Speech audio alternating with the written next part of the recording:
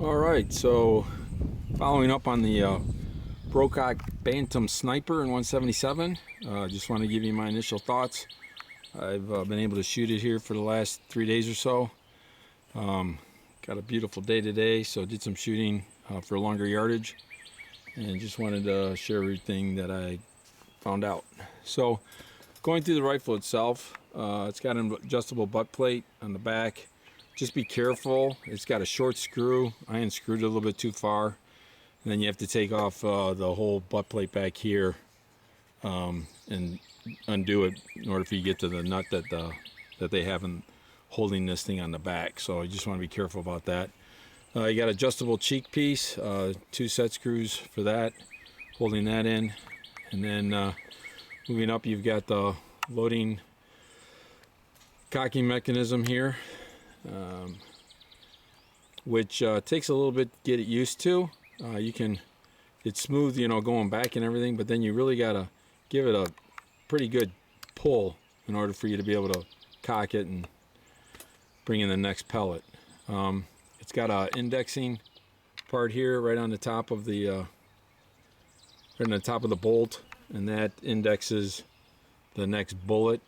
Right there, hitting that little mechanism, which then advances the next pellet in. Power switch. Well, they did a very nice job with the power switch. It's got 7 clicks. You know, 1, 2, 3, 4, 5, 6, 7. But what I found out on my testing is that the 7th one at the very top really doesn't do anything. If anything, it drops the velocity a little bit, and those numbers are on my other YouTube video. And then going forward, then you get into the trigger itself. Is 2-stage, but the second stage doesn't really seem to be adjustable. In order for you to get to the second stage, you have to take the stock off, and the set screw is sitting back here underneath the unit. I took some pictures of that. Let's see if I can't put that into the video as well, but I really couldn't get a difference on the second stage. You can make it harder, but I couldn't make it any lighter. If I went too light, then the sear never engages, and so when you go to cock the bolt, it never cocks the hammer. So pretty much, so just you know, I'd say maybe 1.5 pounds, 2 pounds for your trigger itself. All right, then we get into the regulator. You have the Huma regulator sits on top with the pressure gauge below for the actual pressure in the unit. Now this is the FAC. So for the FAC, you will go into the red here because you can fill it up to 240 bar, and so you'll almost hit that 250 bar mark when you go to fill it up. Fill probe is right underneath it. It's got a cap that protects it, you know, that's pretty normal for all the PCPs.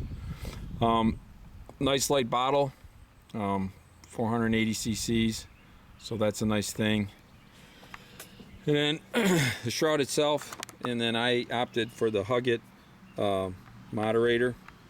So, and this makes it extremely quiet. I'm surprised at how quiet it is. My son-in-law has the FX Impact, and his is really quiet, and this is very comparable to that. So all in all, build quality is really good. No complaints there. A couple of notes that I did make. The gun itself weighs 1 pound.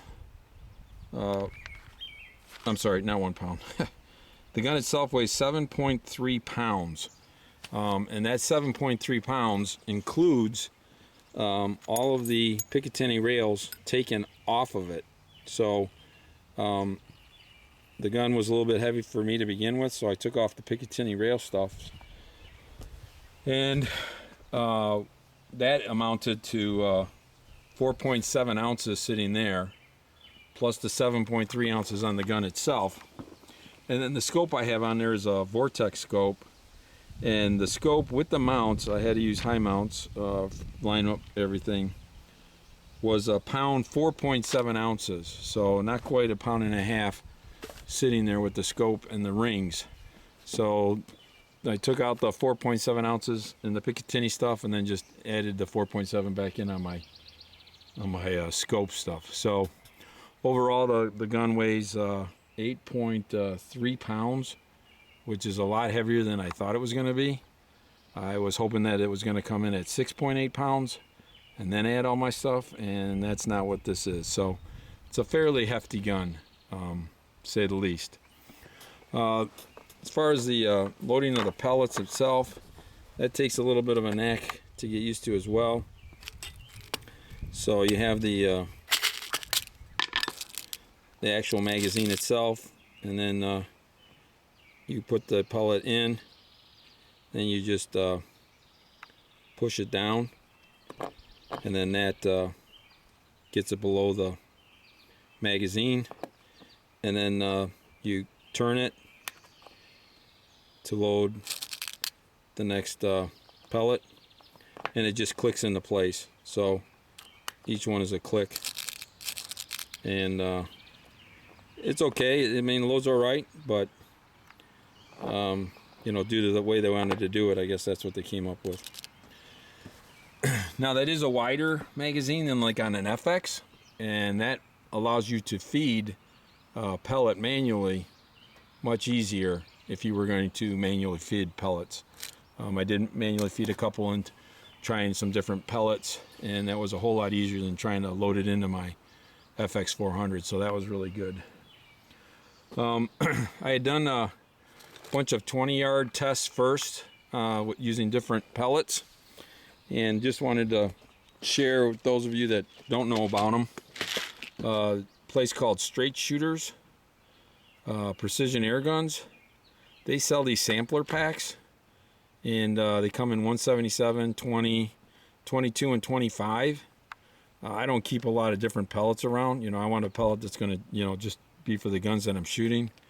So this pack came with 18 different pellets, and there's a whole bunch of different ones that they have, but most of them are all Diablos, so they don't really put too many of the pointed ones in. I did get a pack before that, and they came with 2 boxes because they also put in the pointed, but they said most people don't buy pointed, so they just went with the Diablo type pellets. So it's a really nice pack. It comes with 25, I think, in each one of the different ones, and it really saves a lot of time when you're trying to figure out what kind of pellet to use and what you're going to shoot with. So all in all, I'm pretty impressed with it so far. I set it up to take 30-yard shots and 50-yard shots, and since I only have one camera, I don't have all this multiple stuff going on, so I will just be showing you the shooting that I do and then what each pellet did at the various yardages that I tried. So let me know if you got any questions. Thanks.